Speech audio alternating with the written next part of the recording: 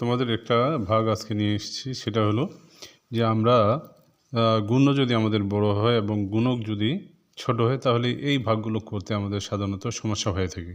তাহলে এই ভাগগুলো আমরা কীভাবে করব বন্ধুরা?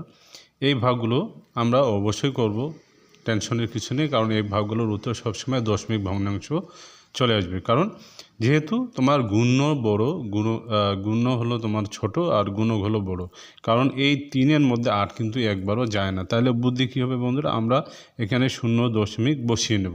0 দশমিক বসিয়ে দিলে এইখানেও আমাদের একটা, অর্থাৎ আমাদের গেল না, 3-এর মধ্যে 8 একবারও গেল না, তাহলে আমাদের 3 থেকে গেল।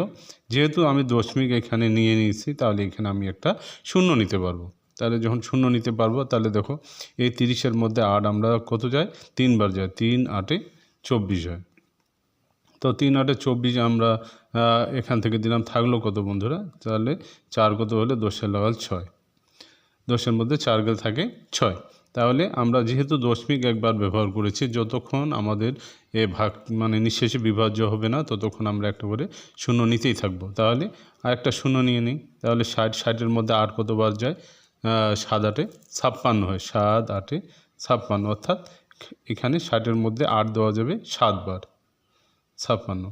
তাহলে দেখো বন্ধুরা কত থাকে, আবার বিয়োগ করলে কত হয়? 6 কত? 10-এর লাগাল 4, হাতে 1, 5 মিলে গেল। তাহলে আবার মিলেনি, নিঃশেষে বিভাজ্য হয়নি, কাজে আবার কি করব? 0 নিয়ে নেব।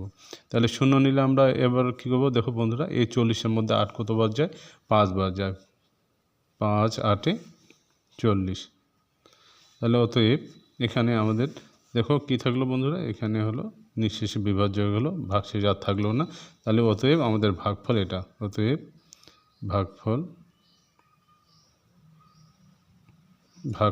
0.375।